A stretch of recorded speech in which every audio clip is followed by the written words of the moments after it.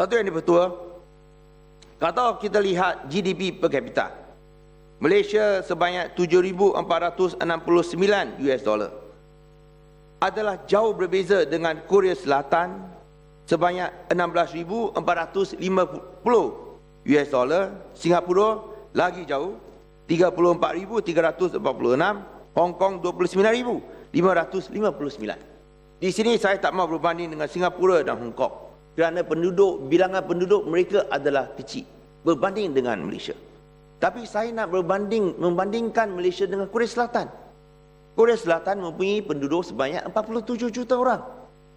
Sedangkan Malaysia hanya 27 juta. Tetapi dari segi GDP per kapita, Malaysia adalah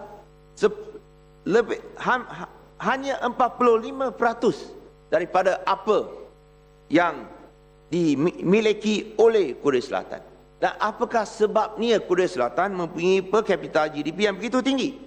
Sebab utamanya ialah kerana mereka mempunyai wawasan yang jauh, berteraskan ilmu pengetahuan, berteraskan ICT. Mereka memberikan broadband hampir percuma. Saya nak tanya di sini, mengapakah bila kita sebut tentang broadband, mengapakah ia tidak boleh diberikan secara percuma macam dilakukan oleh Korea Selatan kepada seluruh penduduk rakyat Malaysia? Kalau kita sebut tentang kosnya, tuan-tuan yang dipertua, semua pun 11 bilion seperti nak dibelanjakan sekarang, ia jauh berbeza dengan jumlah 28 bilion setahun yang kita kehilangan kerana penyelewengan dan penyalahgunaan kuasa serta amalan rasuah. Oleh sebab itu saya rasa kita tidak harus menunggu lagi.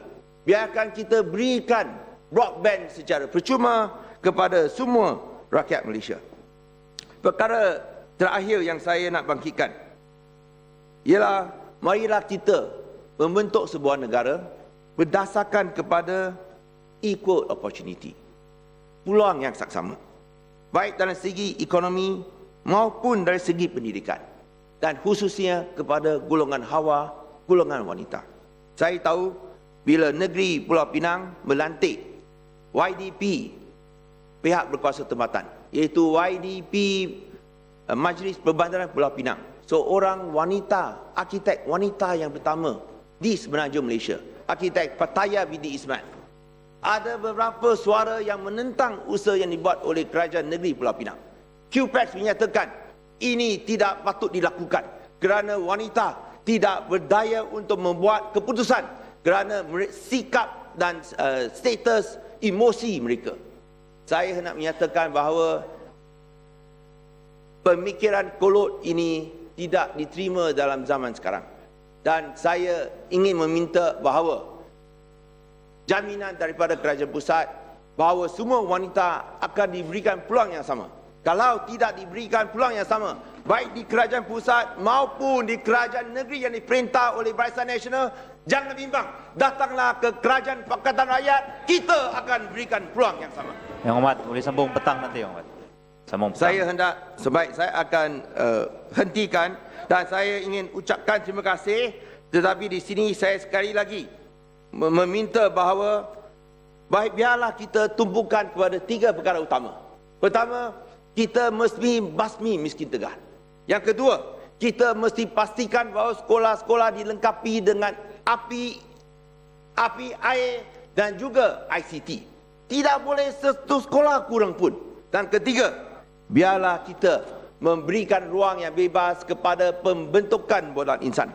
Kerana kita tidak mahu keadaan di mana kita lihat selama ini 41 tahun. 41 tahun selepas minta maaf, 53 tahun 53 tahun selepas kemerdekaan, kita tak mahu lihat keadaan di mana BN terus tindas rakyat, BN terus bazirkan rakyat. Stadium pun runtuh, bumbung pun runtuh, bumbung masjid pun runtuh. BN selalu makan rakyat, makan wang rakyat dan makan rakyat. Kita mahu satu pembaruan di mana kalau dibandingkan dengan Barisan Nasional, Pakatan Rakyat yang bela rakyat, Pakatan Rakyat yang jimatkan wang rakyat, dan Pakatan Rakyat yang jaga dan bagi wang kepada rakyat. Biarlah rakyat menentukan segala-galanya, kerana Pakatan Rakyat akan terus berjuang baik untuk orang Kelantan royalti minyak maupun orang Sabah Sarawak supaya mereka dapat hasil sumber kekayaan mereka. Terima kasih.